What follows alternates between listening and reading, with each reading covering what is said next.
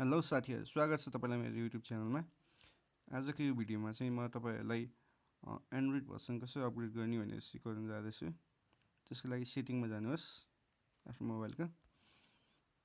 म तपाईँलाई मेरो कुन भर्सन छ भनेर देखाउँदैछु। एबाउट फोनमा गएर एन्ड्रोइड भर्सन 8.1.0 भनेको तपाईँको ओरियो भर्सन छ मेरो यहाँ।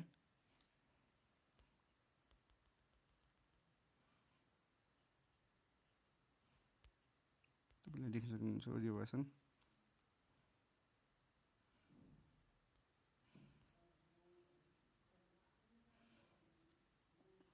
यसलाई म एन्ड्रोइड 10 मा लाँदैछु।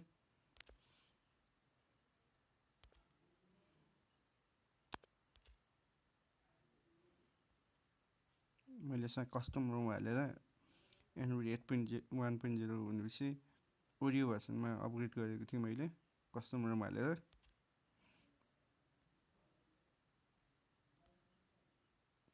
त्यसको लागि तपाईँले प्ले स्टोरमा गएर एउटा एप डाउनलोड गर्नुपर्ने हुन्छ।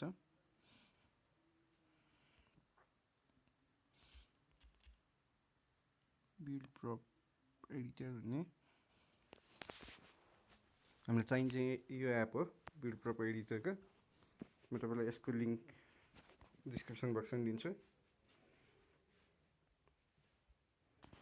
त्यसपछि यसलाई इन्स्टल गरेपछि ओपन थिच्नुहोस्। ओपन गरेपछि तपाईँलाई रुट एक्सेस माग्छ। यो एप्लिकेसन चाहिँ तपाईँलाई रुट नगरिकन चलाउन मिल्दैन।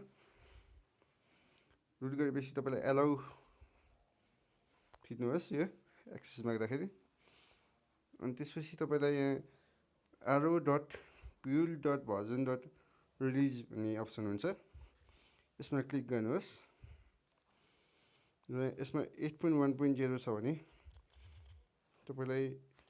तपाईँको जुन भर्सन छ त्यसलाई एडिट गरेर 10.0 लेखिदिनुहोस् र ओके थिच्नुहोस्।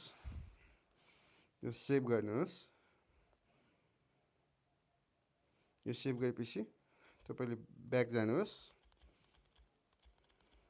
र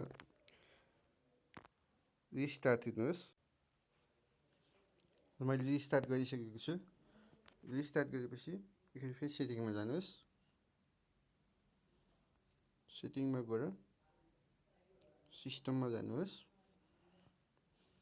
सिस्टम पछि एबाउट फोनमा क्लिक गरेपछि तपाईँले यहाँ देख्न सक्नुहुन्छ एन्ड्रोइड भर्सन 10.0 भइसकेको छ। यो चाहिँ प्र्याङ्क हो खासमा।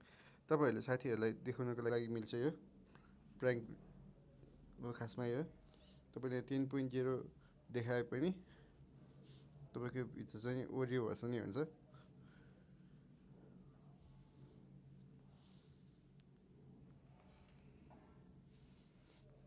तर तपाईँले साथीहरूलाई एन्ड्रोइड क्युमा अपग्रेड गरिसके भनेर त्यतिकै प्र्याङ्क गर्नको लागि चाहिँ यो एप एकदम राम्रो छ। जस्तै आजको लागि यो भिडियो यति नै। म यस्तै राम्रो भिडियोहरू तपाईँको लागि ल्याउनेछु। कृपया मेरो च्यानललाई सब्सक्राइब गरिदिनुहोस् र सँगै रहेको बेल आइकनलाई पनि क्लिक गरिदिनुहोस्।